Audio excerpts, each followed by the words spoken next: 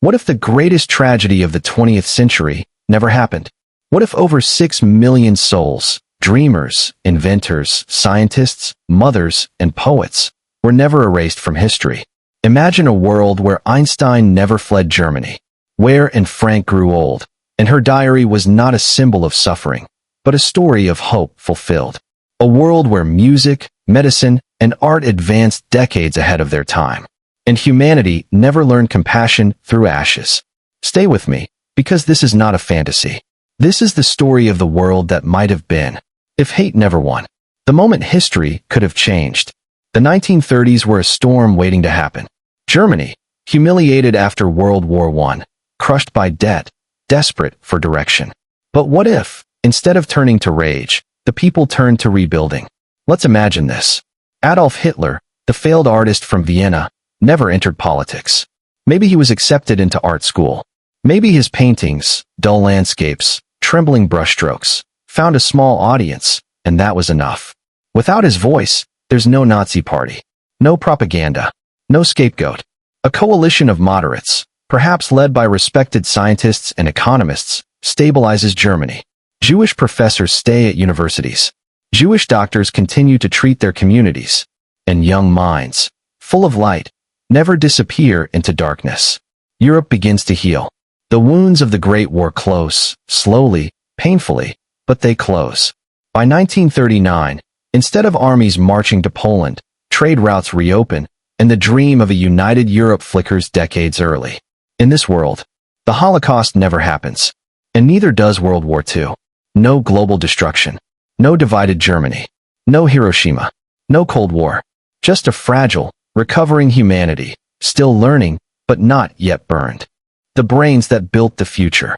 Among the millions who perished were thousands of young scientists, men and women barely old enough to hold their first research grant. Mathematicians from Warsaw, biologists from Prague, physicists from Berlin, all vanished. Historians estimate that 1/3 of Europe's top scientific potential was destroyed in those 12 years. But imagine if they had lived. Cancer research might have leapt ahead by decades. Genetics and immunology, fields dominated by Jewish scholars before the war, might have found cures to diseases we still battle today.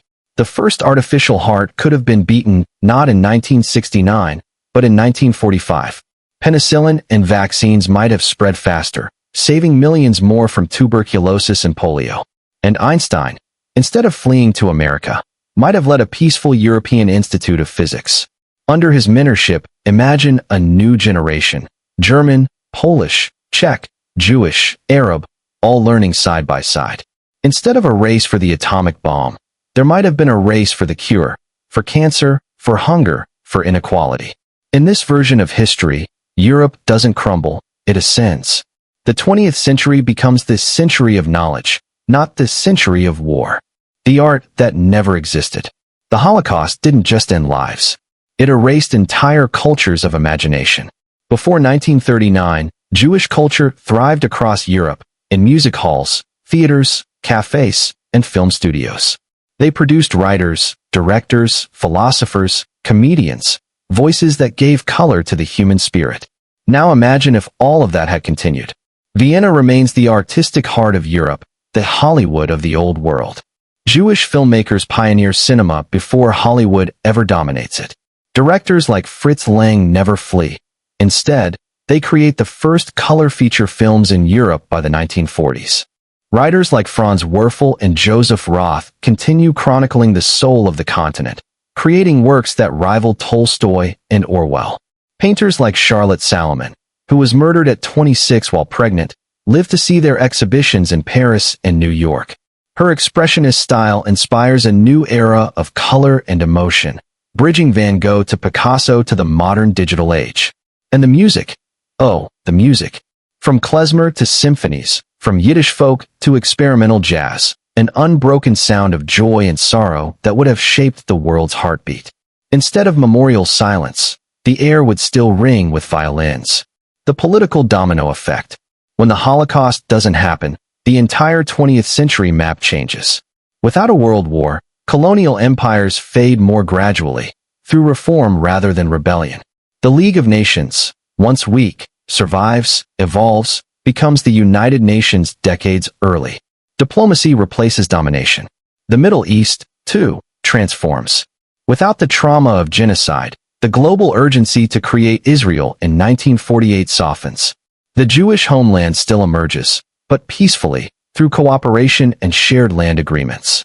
Arab-Jewish communities coexist, neighbors, not enemies. The ripple continues. No mass displacement. No Palestinian refugee crisis. No half-century of blood and borders.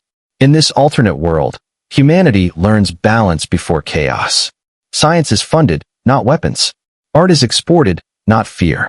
The first manned spacecraft to the moon might carry not one flag, but many.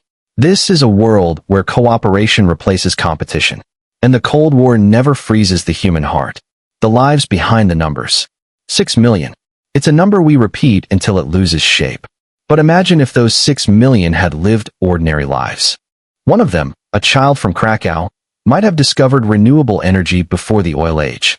Another, a teenage girl from Paris, might have invented new languages for computer code. A violinist from Vienna could have composed symphonies that defined a century. And yes, and Frank could have grown old. Imagine her, not in hiding, but in a sunlit Amsterdam apartment, writing novels, teaching, giving speeches about empathy, not survival. Her words could have guided generations, not as warnings, but as wisdom. And the millions of other Annas, mothers, tailors, bakers, builders, would have passed on their skills, their laughter, their stories. Cities like Warsaw, Budapest, and Krakow wouldn't have been cemeteries of memory. They would have been capitals of creativity. The world would not remember them for what was taken, but for what they gave. The lesson of the lost world. So what would this world look like? The one where the Holocaust never occurred. It would be more advanced, more creative, more compassionate, but maybe not wiser. Because here's the truth.